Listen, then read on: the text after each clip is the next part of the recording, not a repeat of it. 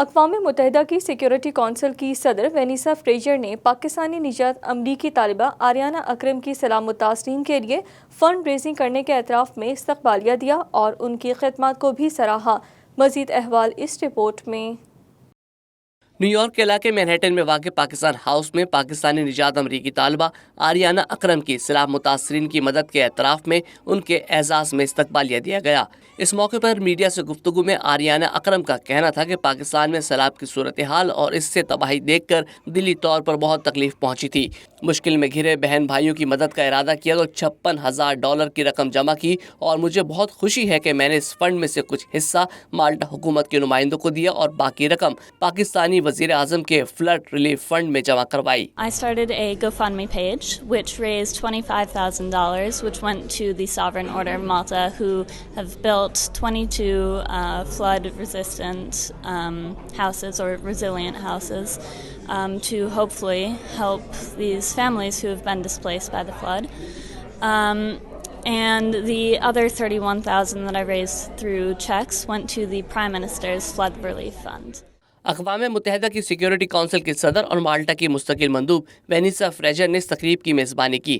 تقریب میں اقوام متحدہ میں پاکستان کے مستقل مندوب منیر اکرم اور دیگر سفارتی افسران بھی موجود تھے۔ مستقل مندوب منیر اکرم نے شرکاء سے خطاب میں کہا کہ آریانہ نے اپنے پاکستانی بہن بھائیوں کے لیے جو کچھ کیا اس پر انہیں فخر ہے اور یہ نوجوانوں کے لیے بھی مشعل راہ ہے۔ Ariana as a young person, I think there was a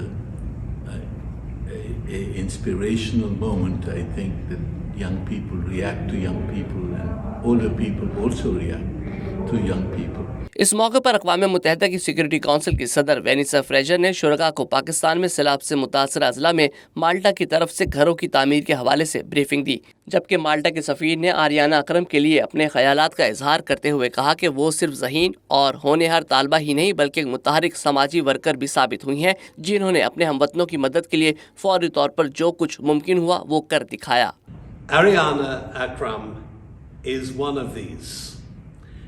A young Pakistani woman living in New York, a high school student who fully understands the scale and the tragedy that unfolded recently in her homeland, when over 30% of the nation was inundated by unprecedented rainfall and flooding.